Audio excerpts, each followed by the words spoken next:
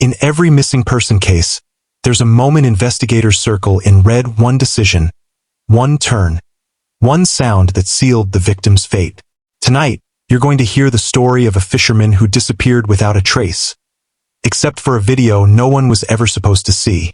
Blackwater Shore was the kind of place tourists avoided even before the stories started. Locals said the ocean there didn't behave like the ocean. It breathed differently, dragged differently, watched differently. People laughed it off until the disappearances began. But the night this story begins wasn't about mysteries or folklore. It was about a man named Evan Hale, a quiet, stubborn, night shift fisherman who preferred the dark because the sea talks clearer when the world goes quiet. Evan wasn't a thrill seeker, not suicidal, not reckless. He'd been fishing that coastline for 20 years without so much as a close call. But the week before he vanished, something changed. His coworkers noticed he stopped cracking jokes. He stayed off his phone. He flinched at sudden noises. And when one of them asked what was going on, Evan said something no one understood. "The water keeps showing me things, and they're not for me." Nobody pressed him. Men like Evan don't open up twice. On the night of his disappearance, the weather was unusually calm. No wind, no waves, just a motionless black sea that looked like spilled ink stretching into the horizon. Evan set up his gear on the narrow wooden dock, the only structure left of an abandoned fishing station. Most fishermen avoided that dock.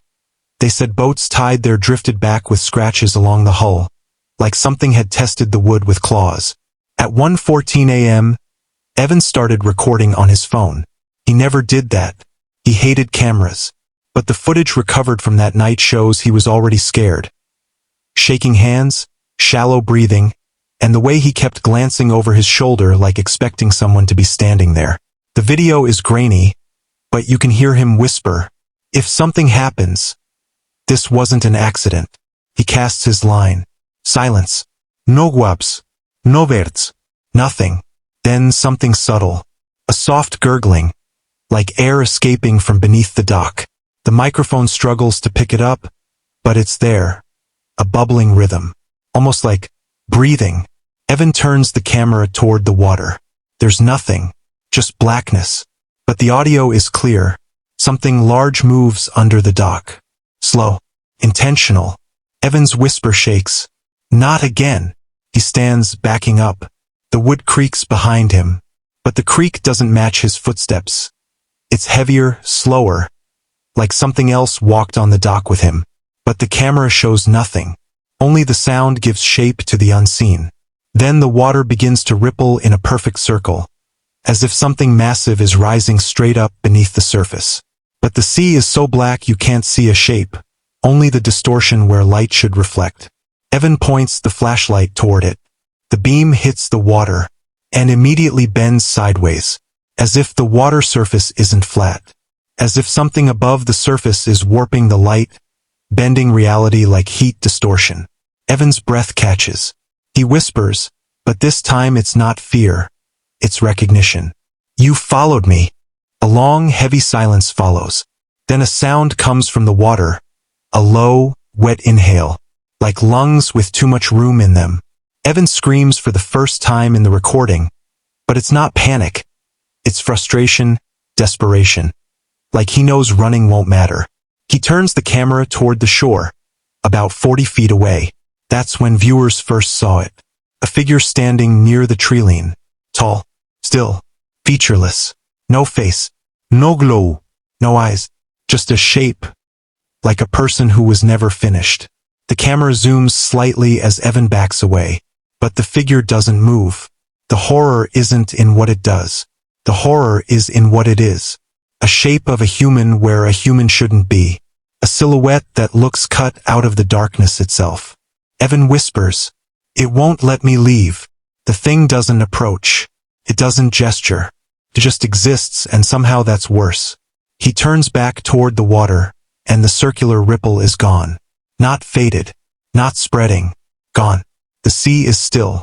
Too still. A subtle vibration passes through the dock. Evan gasps and looks down. The boards under his feet begin to darken, as if soaking up water, except the water is rising through the wood, not around it. The video shakes violently as he steps back, but the wet patch spreads faster than any real liquid could. Then he says something that investigators still debate. "It knows my name." The audio distorts right after, almost like something breathed against the microphone. The final seconds are chaos. Evan screams. A splash explodes under the dock.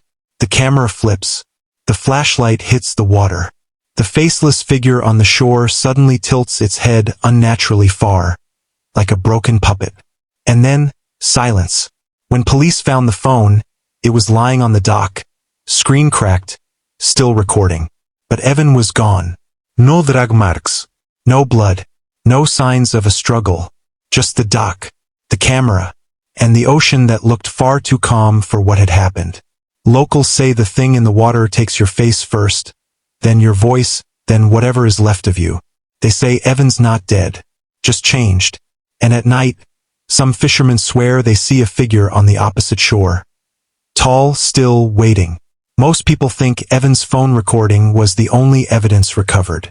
That's the version police liked because it kept the case simple, clean, explainable. But there was a second piece of footage, one that never made it into public reports. It wasn't recorded by Evan. It wasn't recorded by a witness.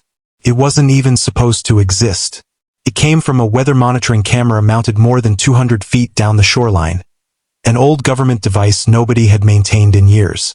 It wasn't meant for security. Just wind, tide, and wave measurements.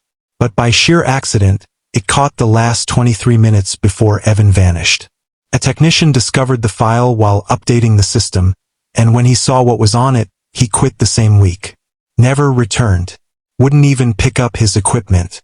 This part of the story is based on what that camera SAW.at first. The video is normal, grainy, low-color, timestamp flickering. The dock is visible from the side, a skeletal silhouette against the unmoving water. Evan stands alone, his flashlight a tiny spark in the darkness. A minute passes. 2. Nothing unusual, just the same static coastline, the same still ocean, until something shifts on the left edge of the frame. Not movement, not an object. A dark patch, like a shadow that shouldn't be there. But the shadow isn't cast onto anything. It's floating, detached. A faint smudge of darkness that pulses like it's alive. It hovers above the shoreline rocks, growing sharper as if adjusting itself to the camera's presence. The timestamp flickers again. 1 minute and 43 seconds, 1 minute and 44 seconds, 1 minute and 43 seconds, 1 minute and 44 seconds. Looping. The technician later confirmed this wasn't a glitch.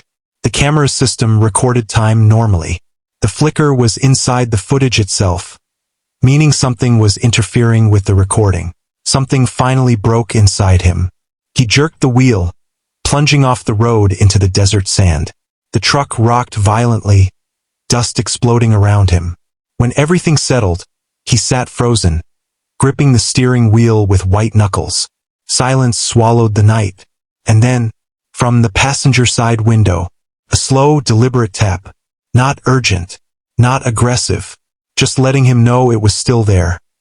When Martin looked toward the window, he didn't see the figure. He saw himself, his reflection in the glass, except the face wasn't blurred by motion or dust.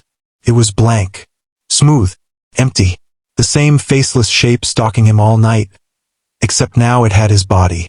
The reflection tilted its head. He didn't. It watched him with a face that didn't exist. His throat tightened. He reached for the ignition, desperate to restart the truck.